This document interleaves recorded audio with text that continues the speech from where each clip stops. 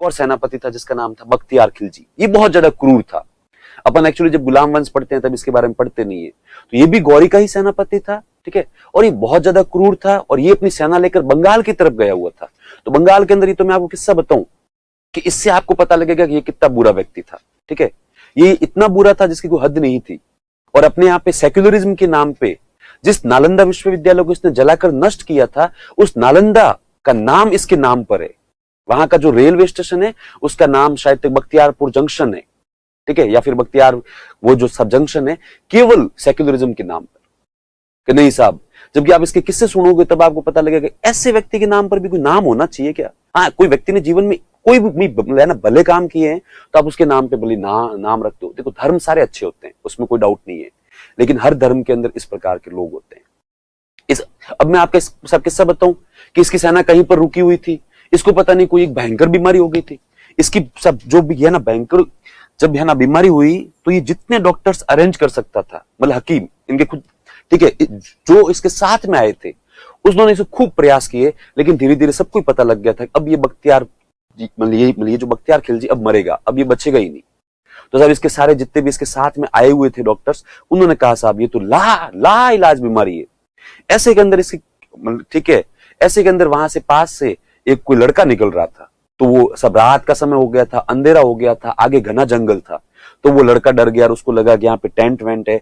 तो वो वहां पे जाता है, वहां पे जाके किसी से मिलता है और किसी से मिलके कहता है कि भाई साहब मैं एक यात्री हूँ, यहाँ से निकल रहा था, यहाँ पे इतने सारे टेंट देखे तो मैं यहाँ पे रुक सकता हूँ क्या आज की रात में। तो उसमें से कुछ भले लोग थे, उन्होंने कहा आजा आजा भाई। वो एक्चुअली क्या था कि इसकी बख्तियार खिलजी की आर्मी थी, तो वो वहीं पे रुकता है। तो वहां पे कुछ भले लोग जो है वो उस लड़के की अच्छे से उसको सब उसको है ना सोने के लिए स्थान देते हैं, उसको खाना वाना भी खिलाते हैं। खाना वाना खिला के वो सब लड़का रुकता है, सुबह उठता है। तो वो सुबह उठ के कहता है कि थैंक यू यार, आप लोगों ने मेरे यहाँ पे रखा, तो ठीक है अब मैं निकलता हूँ। तो वो जैसे निकलने के लिए रवाना होता है तब वो एकदम से कहता है कि सॉरी, एक्चुअली कल रात को आप लोग आपस में बातें कर रहे थे कि आपके यहाँ पे कोई आपका सेनापति है जो सबसे प्रधान है, वो मतलब बीमार है और बहुत ज्यादा है ना साहब, है ना वो जो बीमार है। तो किसी ने कहा हाँ वो एक्चुअली हमारा प्रधान सेनापति है, पर वो उसके बारे में कह रहे हैं वो तो इतना ज्यादा बीमार हो गया है कि अब वो बचेगा ही नहीं। तब वो लड़का कहता है मुझसे एक बार देख सकता हूँ क्या। तो हाँ एक मिनट रुक, पूछ के आते हैं। तो कहते हैं उसके बख्तियार खिलजी सोया हुआ था, अंतिम सांसें गिन रहा था अपने जीवन की।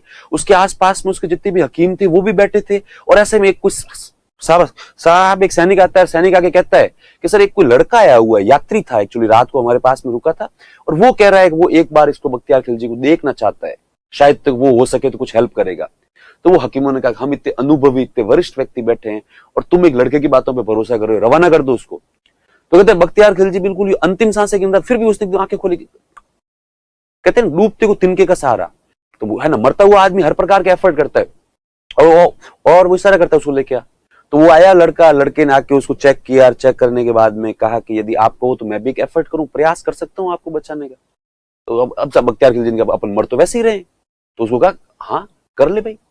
तो वो कहता है ठीक है साहब। तो हाथों हाथ वहां से उठता है, किसी से घोड़ा लेता है, उसके बाद में पास के गांव में जाता है, इधर उधर से कुछ औषधियां जंगल में जाता है, कुछ और चीजें लेके आता है और वो कुछ पता नहीं आयुर्वेद के माध्यम से दवाई वगैरह बना के और साहब इसको बख्तियार खिलजी को खिलाता है और एक दो लेप वेप भी लगाता है।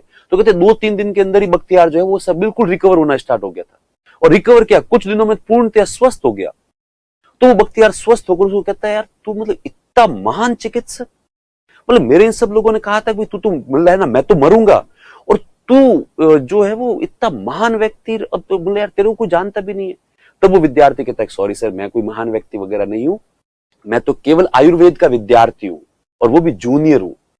नालंदा विश्वविद्यालय के अंदर पढ़ रहा था, घर पे गया था और वापस मेरे विश्वविद्यालय जा रहा था। तो वो बख्तियार कहता कौन सा विश्वविद्यालय। तब वो कहता सर नालंदा। और ये आप जिसको बोल रहे हो ना बहुत महान मतलब इतनी भयंकर ये जो सब है ना बीमारी थी। तो वो स्टूडेंट कहता है ऐसा कुछ नहीं है, हमारे विश्वविद्यालय के अंदर ये जो इस प्रकार की ठीक है, ये जो इस प्रकार की जितनी भी व्याधियां होती है ना उसका ट्रीटमेंट हमारे जैसे जूनियर ही करते हैं, सीनियर डॉक्टर तो देखते भी नहीं है इस प्रकार के मामले। तो वो कहते अच्छा इतना। तो कहते अच्छा बता और कुछ बता। तो कहता साहब आयुर्वेद के अंदर ये तो बहुत ही सामान्य सी बात थी, वो तो मुझे लगा कि आप सेनापति और कहीं ऐसा नहीं हो, मैं आपको कहूं पहले से 100% रिकवर कर दूंगा तो भी ठीक नहीं रहता, इसलिए मैंने ऐसे ही बोल दिया था। ठीक है। तो कहा अच्छा कहां पे पड़ता है ये। तो साहब इस तरह पे।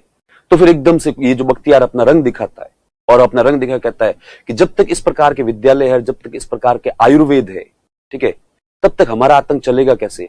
तो वो उस लड़के को साथ में लेता है और नालंदा विश्वविद्यालय को घेरता है। और नालंदा विश्वविद्यालय को घेरने के बाद में सब नालंदा विश्वविद्यालय के अंदर हजारों की तादाद में स्टूडेंट्स और जितने भी आचार्य थे उनकी सबकी हत्याएं करवा दी।